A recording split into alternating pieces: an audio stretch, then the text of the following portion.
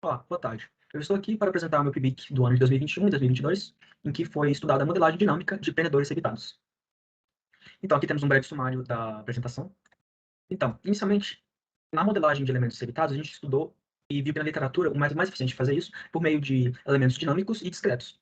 Então, uma parte fundamental nisso é ter uma técnica de identificação dos parâmetros desses elementos discretos.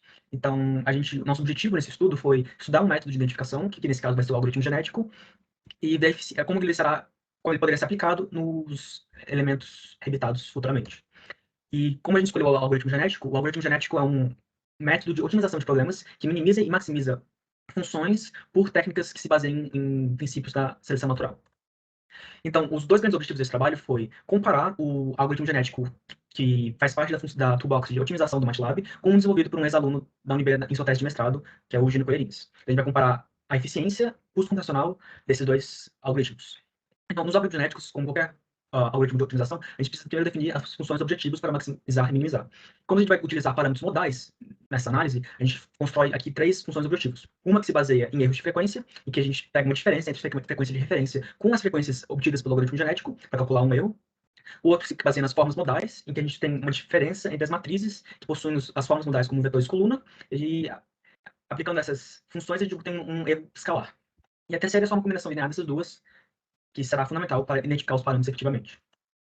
Então, o primeiro modelo estudado, inicialmente para verificar a eficiência desse método para identificar parâmetros, é de um modelo numérico de uma viga engastada, que está aqui exposta, que é uma viga que a gente discretizou o seu comprimento de 10 elementos e estabeleceu como modelo de referência um módulo de elasticidade e densidade. Quando a gente aplicou a função objetiva de erro de frequência, com dois algoritmos, a gente encontrou esses resultados. Então, a gente viu que tem uma tendência linear que relaciona a densidade ao módulo da densidade.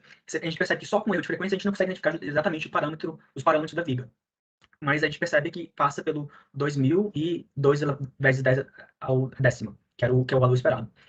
Em seguida, quando a gente aplica a função objetiva do erro modal, a gente vê que a gente tem outra linha de tendência, mas essa no 3.000 kg por metro cúbico como constante, sendo só função do módulo da elasticidade.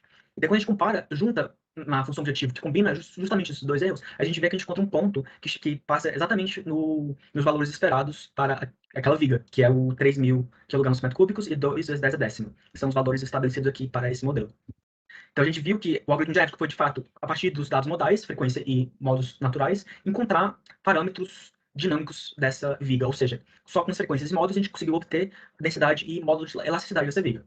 Aqui na direita a gente também tem um box plot que compara o tempo que os algoritmos demoraram para desenvolver fazer esses cálculos, né? E a gente consegue perceber aqui que o algoritmo desenvolvido pelo Gino foi de fato mais eficiente, visto que ele tem um desvio padrão muito menor do que quando a gente compara com os obtidos pelo MATLAB.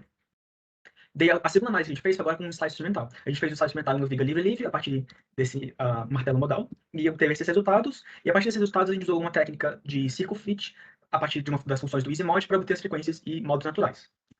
Com isso, a gente repetiu as funções objetivos e a gente encontrou as mesmas características, tanto que na frequência tem essa dependência linear, e no erro de modo tem esse também linear, só que isso que só varia em função do módulo de elasticidade.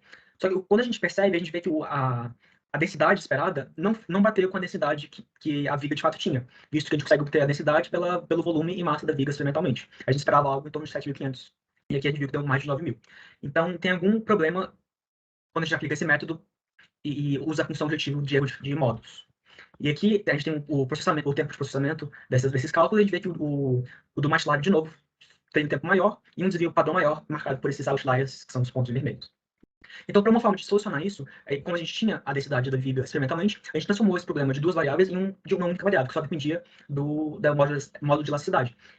Rodando o algoritmo genético novamente, a gente percebeu que os algoritmos foram de fato capazes de encontrar um módulo de elasticidade da viga, que foi em torno de 178 gigapascal, que foi de fato validado quando a gente fez o teste usando o Sony Elastic, que a gente encontrou que o módulo de elasticidade de referência era de 181. Então, o algoritmo genético foi de fato capaz de identificar esse parâmetro com dados vindos de ensaios experimentais.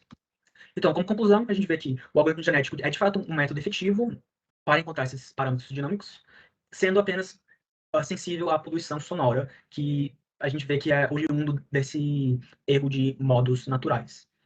E também a gente conseguiu concluir que o algoritmo genético desenvolvido pelo Gino foi um pouco mais otimizado para essas funções objetivas analisadas, porque tinha um desvio padrão menor e um tempo computacional também menor para fazer essas contas. E agora a gente como conclusão do trabalho, a gente se sente confortável em aplicar esse método para identificar parâmetros das vigas dos prendedores evitados em um futuro estudo. Então, eu gostaria de agradecer a UNB pelo suporte, CNPq pela bolsa fornecida para esse estudo, e a FAPDF, que financiou a apresentação desse trabalho em um congresso em Portugal. Obrigado.